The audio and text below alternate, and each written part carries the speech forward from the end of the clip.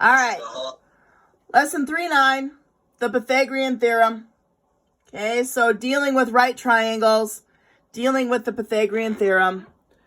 So you've got your right triangle, you got two sides, and you got a hypotenuse. So when you are trying to find the length of sides or the length of the hypotenuse, you use something called the Pythagorean Theorem, which is leg squared plus leg squared equals hypotenuse squared. So a squared plus b squared equals c squared. You all should have heard that one before. So let's say I have my right triangle. Let's say this is 10, this is 4. I want to find what my c is. So 10 squared plus 4 squared equals x squared. Yep, so this would be 100 plus 16 equals x squared. 116 equals x squared. To get rid of a squared, it's what we did yesterday. You take the square root. So in your calculator, you would type in the square root of 116, and you get 10.8. So x equals 10.8. Done. Okay, let's do one where we need to have, let's say we have the hypotenuse.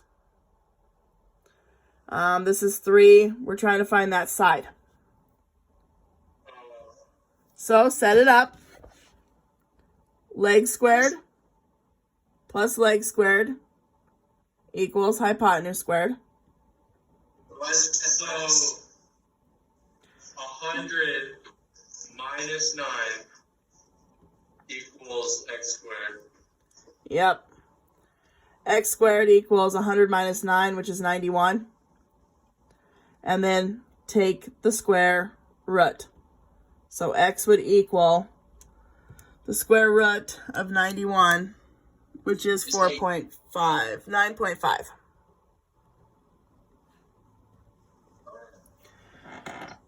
Okay, so there's your Pythagorean Theorem. Then you're going to have another assignment. You only have to do 12 of those. Then we're going to go back, since we're sticking with right triangles, we're going to look at special right triangles. And these are some right triangles that you're going to see all the time. The first one is a 45, 45, 90. And the second one is a 30, 60, 90. Those are two of the special right triangles. And with them come formulas. So a 45, 45, 90, this one here is an isosceles right triangle. So that means that our sides are the same. So I label those SS.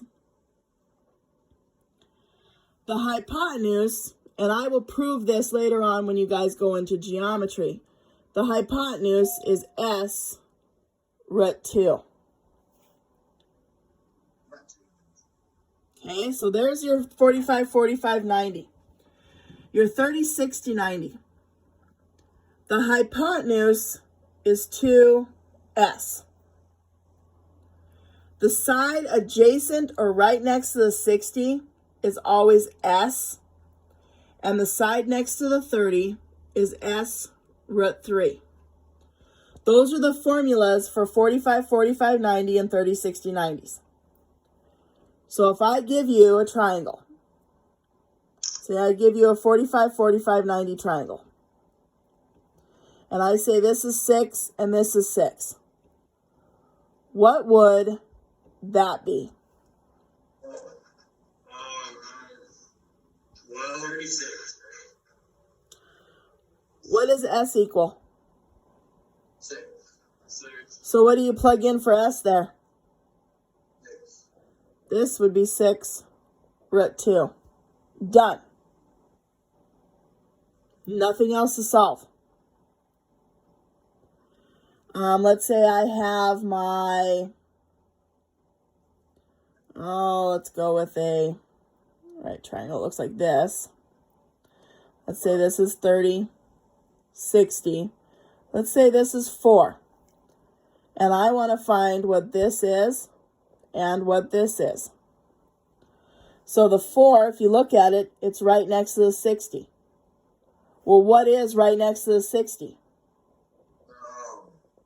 S. So right next to the 60 is S. So 4 equals S. So let's plug in. Next to the 30 is 4 root 3. Because S is 4. What would the hypotenuse be then? 2 times 4. Which is 8. Yeah. Wow, we're all failing this. No, we're not. That's pretty easy. Not this part. The stuff before is easy. Let's do another one. So let's say we have this one here. Let's call this 30, 60. This is going to be 3 root 3. And I want to find what this is and what that is. So again, you got your 30, 60, 90. This is S root 3, S, 2S. So if I'm looking here, look at your 30. That's S root 3. So I look over here next to my 30. This needs to be S root 3. So what does S equal?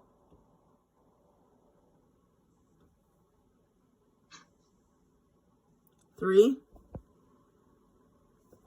S root 3, so S has to be 3. So now plug in. So next to the 60 is S. So what does X equal? 6. 3. Because right here, S is 3. S is 3, so X is 3. And this over here is 2 times S. Well, what does S equal? 3. So your Y is 6.